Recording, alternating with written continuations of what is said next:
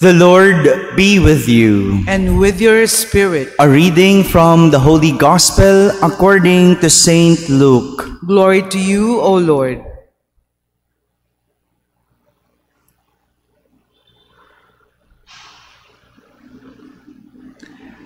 Jesus went down to Capernaum, a town of Galilee.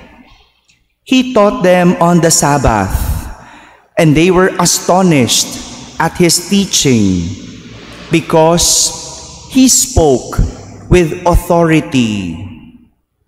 In the synagogue, there was a man with a spirit of an unclean demon, and he cried out in a loud voice, "What have you to do with us, Jesus of Nazareth?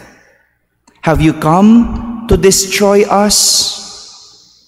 I know who you are, the Holy One of God." Jesus rebuked him and said, "Be quiet, come out of him." Then the demon threw the man down in front of them and came out of him without doing him any harm. They were all amazed and said to one another, "What is there about his word? For with authority and power he commands the unclean spirits, and they come out." And news of him spread everywhere in the surrounding region. My friends, the Gospel of the Lord. Praise to you, Lord Jesus Christ. Please be seated. Good morning, my dear brothers and sisters. Yesterday, in our Gospel, Jesus went to his hometown, Nazareth, to preach in the synagogue. A little review lang po, konting pagbabalik lang sa kahapong ebanghelyo. He went to his hometown. Nagturo siya sa templo o sa sinagoga. But sadly, after preaching, he did not only receive criticisms from the people, but also he was led out of the synagogue and was even almost pushed to the hill. Hindi lang siya kinriticize, kundi pinalabas pa ng templo. At hindi lang basta pinalabas, halos ipagtulakan doon sa burol para ihulog. Galit na galit yung mga tao. Ayaw nila yung narinig nila kay Jesus. That was how Jesus was treated yesterday by his own townsmen. Kalungkot, no? Sarili mong kababayan, ganun ang naging trato sa iyo. They did not believe in Jesus because of familiarity. Hindi nila mapaniwalaan yung pinapangaral ni Jesus because of familiarity. Kapitbahay lang natin yan eh. Anak ni Jose yan eh. Paano nakakapagsalita ng ganyan? Paano nakakapangaral? Paano nakakapagturo? They based what they see on their familiarity with Jesus. However, today, it was an opposite treatment that Jesus received from the people of Capernaum.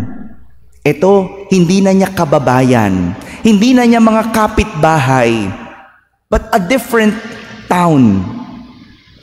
As he taught in their synagogue, everyone was astonished, for they said, "He spoke with authority and power." This treatment was not only from the people, but also from the demon whom Jesus instructed to leave the man's body. Ang galing, no? Hindi lang ang mga tao ang namangha sa pananalita ni Jesus, kundi pati ang masamang espiritu, madali niyang napasunod. Parang grabe naman, no? Buti pa to, masamang espiritu, nakilala si Jesus, sinunod si Jesus. Yung mga kanyang kababayan, hindi. Mas masahol, ano? Ito, demonyo, sumunod kay Jesus. Nakilala si Jesus. Isang dahilan kung bakit nakuhang tratuhin ng mabuti ng mga tao ng Capernaum at maging ang masamang espiritu si Jesus ay dahil kilala nila siya. They know Jesus very well. Yung mga tao, kilala nila si Jesus dahil maraming ginawang pagpapagaling si Jesus sa kanilang lugar.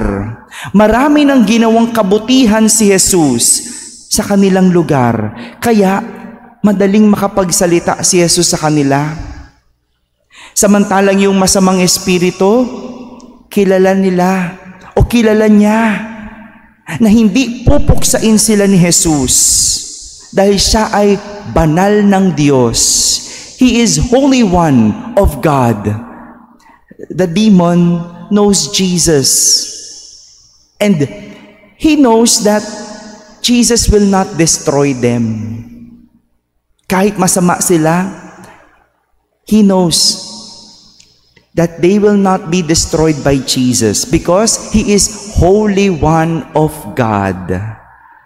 Lahat po ito ay dahil ang mga salita at ginagawa ni Jesus ay magkatugma. Ang salita at ang gawa ay magkatugma. In our language, when actions and words meet together, we call it credibility. This is where the power of our words and the authority of our actions come. Dito nagmumula yung kapangyarihan ng ating pananalita and the authority of our actions come kapag ang ating ginagawa at salita ay magkatugma. Pero sa panahon ngayon, parang hindi credibility ang gumagana para paniwalaan at sundan ng mga tao, kundi familiarity or popularity. Mag-e-election na naman, barangay election, di ba? How do we choose the people whom we will put in the leadership? Paano ba? Based on credibility or based on popularity or maybe familiarity? Oh, siya na lang. Kumpare natin yan, boto natin, ha? Oh, kaibigan ng tatay mo yan, iboto. Oh, that's how we choose. Kaya walang nangyayari sa atin eh. Because we look at people based on popularity. Mas madali, pag sikat, siya na lang. Kahit wala namang nagawa. That should not be. Kaya yung tao mabilis, gusto na lang, kailangan sikat. Nagpapasikat. Hindi gumagawa. Kasi doon tayo mas naaakit. Familiarity and popularity. That is why credibility is earned and not imposed.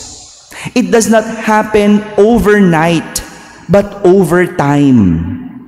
The words spoken must not only be heard, but seen. And the actions must not only be seen, but also be heard. Dapat ang ginagawa hindi lang nakikita, kundi naririnig. At ang naririnig, dapat nakikita rin. Diyan tayo tumingin. We look people based on credibility. However, to build credibility, our words and actions must give light.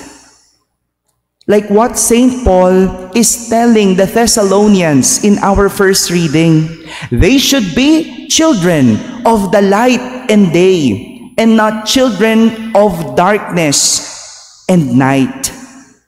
Hindi lang basta yung actions, hindi lang basta words.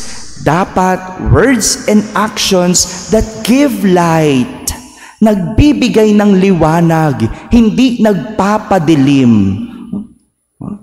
Credibility pala, Father palamura yung aming piniling leader. Tas masama pang tao. Di ba? Credible yon? Ay, hindi ganon. Your actions and words must give light. Dapat may kabutihan. Mabuting salita, mabuti din ang ginagawa. That is what credibility is all about. My dear brothers and sisters, this is the character that Jesus would want us to have. A character where good words and good actions meet, which we call credibility. Amen.